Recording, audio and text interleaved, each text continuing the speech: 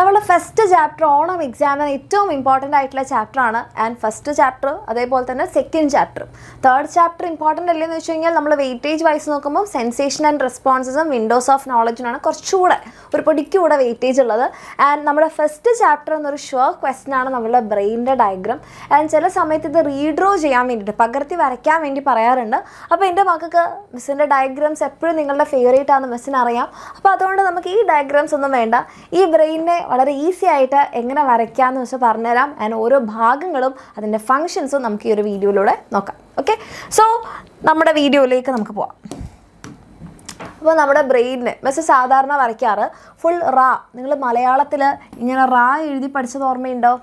മലയാളത്തിലെ റാ എന്ന് പറയുന്ന ഒരു അക്ഷരം.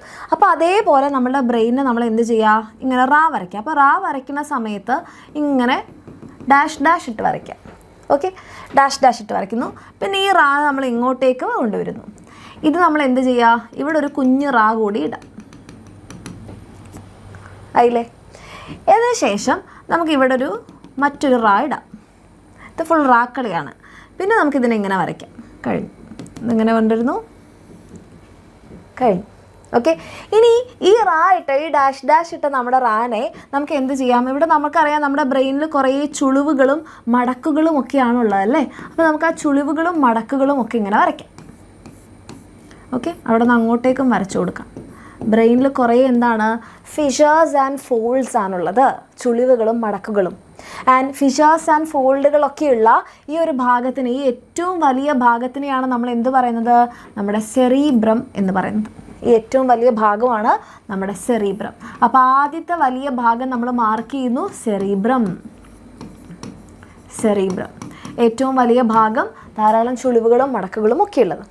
ഇനി രണ്ടാമത്തെ വലിയ ഭാഗമാണ് ഇതല്ലേ? അപ്പോൾ ഇവിടെ നമുക്ക് ചുളിവുകളുണ്ട്, പക്ഷേ മടക്കുകൾക്ക് പകരം എന്താണ്? ഇവിടെ ഗ്രൂവ്സ് ആണ്.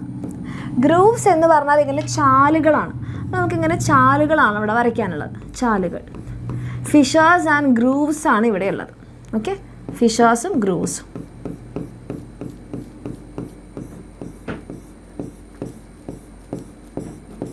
റെഡി? അങ്ങനെ ഫിഷേഴ്സും ഗ്രൂവ്സും ഒക്കെ ഉള്ള ഒരു ഭാഗമാണ് ഇത്. ഇതിനെയാണ് നമ്മൾ എന്ത് പറയുന്നത്? സെറീബെല്ലം എന്ന് പറയുന്നത്. സെറീബെല്ലം രണ്ടാമത്തെ വലിയ ഭാഗമാണ് സെറീബെല്ലം. സോ ഇതാണ് നമ്മളുടെ സെറീബെല്ലം. ഇനി നമുക്ക് എന്ത് ചെയ്യാം? ഈ വരവരകളിട്ട സാധനത്തിന് നമുക്കിവിടെ ഇങ്ങനെ നല്ലപോലെ യോജിപ്പിക്കാം. സെറീബെല്ലം റെഡിയായി. ഇനി അടുത്തതായിട്ട് നമുക്ക് ഉള്ളിലേക്ക് പോകണം അല്ലേ? അപ്പോൾ ഇവിടെ നമുക്ക് ആദ്യം വീണ്ടും ഒരു കുഞ്ഞു റാ ഇടാം. ഈ ഭാഗത്തിൻ്റെ പേര് നിങ്ങൾക്ക് എന്താണെന്ന് പഠിക്കാനില്ല. നമ്മൾ കോർപ്പസ് കലോസം എന്നൊക്കെയാണ് പറയുക. നിങ്ങൾ പ്ലസ് 1 പ്ലസ് 2 എത്തുമ്പോൾ പഠിക്കും. അത് നിങ്ങൾക്ക് പഠിക്കാനില്ല. ആൻഡ് ഇവിടെ ആയിട്ട് നമുക്ക് ഒരാളെ പഠിക്കാനുണ്ട്. അതാരാണ്? ഇവിടെയുള്ള നമ്മുടെ സെറീബ്രത്തിൻ്റെ മാനേജർ എന്നൊക്കെ നമ്മൾ പറയുന്ന ഒരാളാണ് അല്ലേ? ഇതാണ് നമ്മളുടെ തലാമസ്. തലാമസ് തലാമസ് ആണ് നമ്മളുടെ ആവേഗങ്ങളുടെ പുനഃപ്രസരണ കേന്ദ്രം അല്ലേ? Relay station for impulses. And നമ്മളുടെ സെറീബ്രത്തിലേക്ക് വരുന്ന ഇമ്പൾസസിനെ ഏറ്റവും ഇമ്പോർട്ടൻ്റ് ആയിട്ടുള്ളത് ആരാണ്? അയാളെ മാത്രം ഉള്ളിലേക്ക് കടത്തി വിടുന്നതൊക്കെ ആരാണ്? നമ്മുടെ തലാമസ് ആണ്. അതേപോലെ തിരിച്ചു അവിടെ നിന്ന് ഇങ്ങോട്ട് വരുന്ന മെസ്സേജസ്, മോട്ടോർ മെസ്സേജസ് ആയാലും ഏറ്റവും ഇമ്പോർട്ടൻ്റ് ആയിട്ടുള്ള ആളെ ആദ്യം കടത്തി വിടും. ഓക്കെ, ദെൻ നമ്മുടെ തലാമസിന് താഴെയായിട്ടാണ് നമുക്കിവിടെ ആരെ കാണുക? നമ്മുടെ ഹൈപ്പോ തലാമസ് എന്ന് പറയുന്നൊരു ഏരിയ. ഹൈപ്പോ തലാമസിന് താഴെയായിട്ട് നമ്മുടെ പിറ്റ്യൂട്ടറി ഗ്ലാൻഡ് ഉണ്ട്. നമ്മളിവിടെ പഠിക്കുന്നുണ്ട്, നമ്മുടെ 3rd ചാപ്റ്ററിൽ പഠിക്കുന്നുണ്ട്. ഓക്കെ, ഇവിടെ നിന്ന് ഇങ്ങനെ കണക്ഷൻസ് ഒക്കെ ഉണ്ട് കേട്ടോ. ഇത് വെറുതെ ഒന്നും നിൽക്കുകയല്ല, ഇവിടെ നമുക്ക് ഇങ്ങനെ കണക്ഷൻസ് ഒക്കെ ഉണ്ട്. അപ്പോൾ അത്രയൊന്നും ഡീറ്റെയിൽ ആയിട്ട് എൻ്റെ മക്കൾക്കില്ല. സോ ഇതാണ് നമ്മളുടെ തലാമസിന് താഴെയുള്ള, ഹൈപ്പോ എന്ന് പറഞ്ഞാൽ താഴെ എന്നാണ് അർത്ഥം.